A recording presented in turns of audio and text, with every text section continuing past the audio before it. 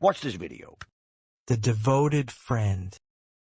Once upon a time, there was an honest man named Hans. He had a kind heart and a cheerful, round face. Hans lived in a small cottage and worked in his garden every day. There was no garden in the whole land as beautiful as Hans' garden. Sweet williams, carnations, shepherd's purses, violets, crocuses, rosemary, basil, and daffodils grew in his garden. Every month a new flower bloomed. It always smelled wonderful in Hans' garden. Little Hans had many friends, but his best friend was the wealthy miller. The rich miller was such a devoted friend that he never passed by Hans' garden without picking some flowers, herbs, or fruits. True friends share everything, the miller always said, and little Hans nodded and smiled, proud to have a friend with such noble thoughts. The neighbors thought it was strange that the rich miller never gave anything back to Hans.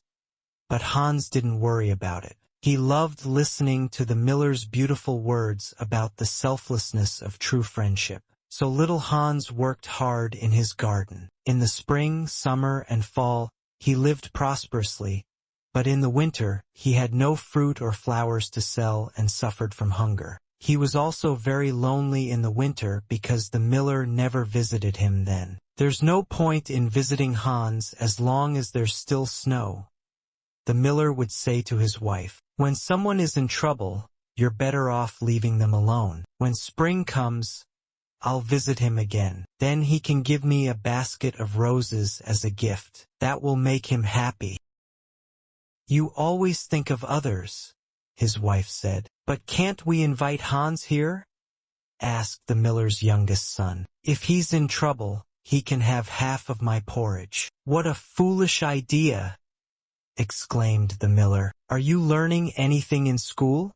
If Hans saw us here by the warm fire, the delicious food, and the red wines, he would get jealous, and his character would be ruined. I won't allow that with my best friend. Besides, Hans might ask for some flour on credit, and I can't do that. Flour is flour, and friendship is friendship. Don't mix the two. You speak beautiful words, said the miller's wife from her comfortable chair. Many people behave well, continued the miller, but few people speak well. This just shows that words are much harder than actions. As soon as winter was over and the roses began to bloom, the miller told his wife he was going to visit Hans. You have such a good heart, his wife exclaimed.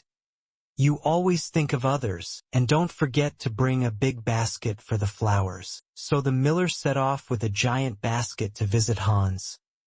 Good morning, Hans. How was your winter?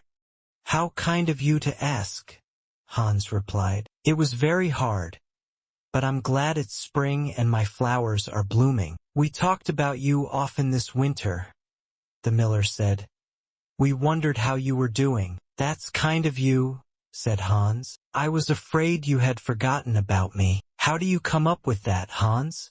A true friendship never forgets, said the miller. By the way, the roses look beautiful. Yes, they are gorgeous this year. I'm going to take them to the market and sell them to the mayor's daughter. With the money, I can buy back my wheelbarrow. Did you sell it?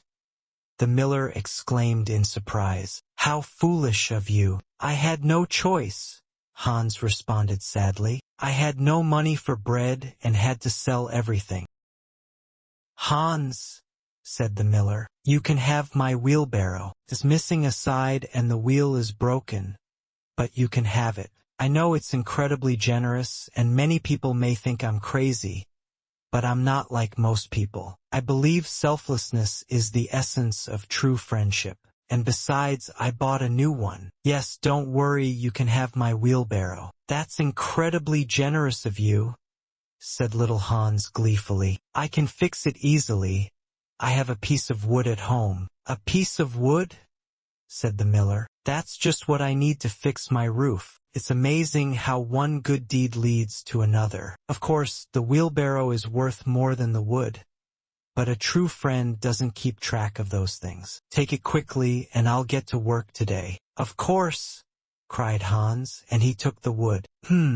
"It's not very big," said the miller. "I'm afraid there won't be anything left to repair the wheelbarrow after I fix the roof. But I can't help that. Well, now that I've given you my wheelbarrow, you'll surely give me a full basket of flowers." "A full basket of flowers?"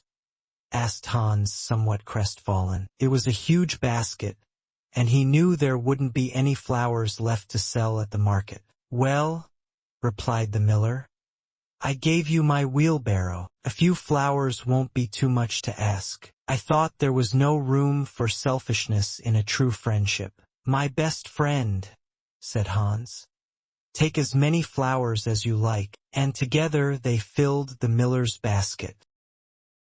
The next day, the miller came to Hans's house and asked him to carry a heavy bag of flour to the market and sell it. "I'm sorry, but I'm very busy today," said Hans. "There's a lot to do in the garden." "I find it rather unfriendly of you to refuse," replied the miller. "After all, I gave you my wheelbarrow." "Oh no, I don't want to be unfriendly," said Hans, and he set off. When Hans collapsed into bed exhausted that evening, he said to himself, "I'm glad I didn't refuse the miller. He's my best friend, and he gave me his wheelbarrow. That's incredibly generous." The next morning, the miller came to collect the money for the bag of flour, but Hans was still in bed due to exhaustion. "Unbelievable, you are so lazy," said the miller. "Since I gave you my wheelbarrow, you should work harder. Good friends should be able to say unpleasant things to each other. That's part of friendship."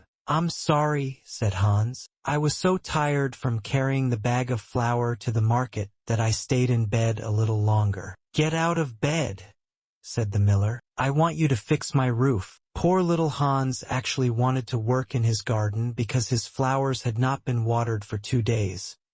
But he didn't want to refuse his good friend the miller. "Is it unfriendly if I say that I'm busy?" asked Hans. "To be honest," said the miller, "it doesn't seem like too much to ask. After all, you're getting my wheelbarrow. But if you don't want to, I'll do it myself." "No, no," cried little Hans, and he worked hard all day on the miller's roof. "There is nothing more beautiful than working for others," the miller preached at the end of the day. "But rest now, because tomorrow I want you to herd my sheep up the mountain." Little Hans was afraid to say anything and went on his way the next day. This went on for a while. Hans wanted to work in his garden, but his friend the miller demanded all his time. Sometimes he felt uncomfortable, but then he remembered that the miller was his best friend and that he would also get his wheelbarrow. So Hans continued to work for the miller, and the miller spoke beautiful words about friendship. One evening, Hans was sitting in his chair and the miller knocked on the door in a panic. "My son fell off a ladder," said the miller. "I was on my way to the doctor, but the storm is so bad that I thought you'd better go. You're getting my wheelbarrow, so it seems fair that you do something for me." "Of course," cried Hans. "I am honored that you ask me for help. I'll leave immediately, but can I borrow your lantern? It's so dark outside, and I'm afraid I might fall into a ditch." "I'm sorry," said the miller, "but the lantern is brand new, and I don't want anything to happen to it." So Hans set off in the dark during the terrible storm to go to the doctor. After 3 hours, he arrived at the doctor's, knocked on the door, and explained the situation. "I'll leave immediately," said the doctor, and he got on his horse. Hans returned home on foot, but the storm got worse and worse. The rain came down in buckets. Hans lost his way, ended up in the bog, and fell into a deep hole. Poor little Hans drowned there, and his body was found the next morning by a goatherd. Everyone went to little Hans's funeral because he was very beloved, and the miller was the most grief-stricken. "I was his best friend," said the miller, "so it's only fair that I have the best place." So the miller walked at the front of the funeral procession, wiping away his tears with a handkerchief. "Little Hans is a great loss for everyone," said the blacksmith after the funeral. "Absolutely," replied the miller. "I was about to give him my wheelbarrow, and now I don't know what to do with it.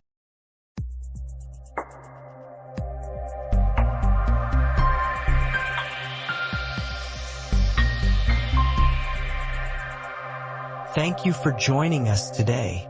We hope you enjoyed the story and that it helped you improve your English. We appreciate your support and would love for you to stay connected with us. Don't forget to subscribe to our channel, like and share the video, and hit the bell icon so you'll be notified whenever we upload a new video. Your feedback means a lot to us, so please leave a comment. Your thoughts help us improve. Thank you.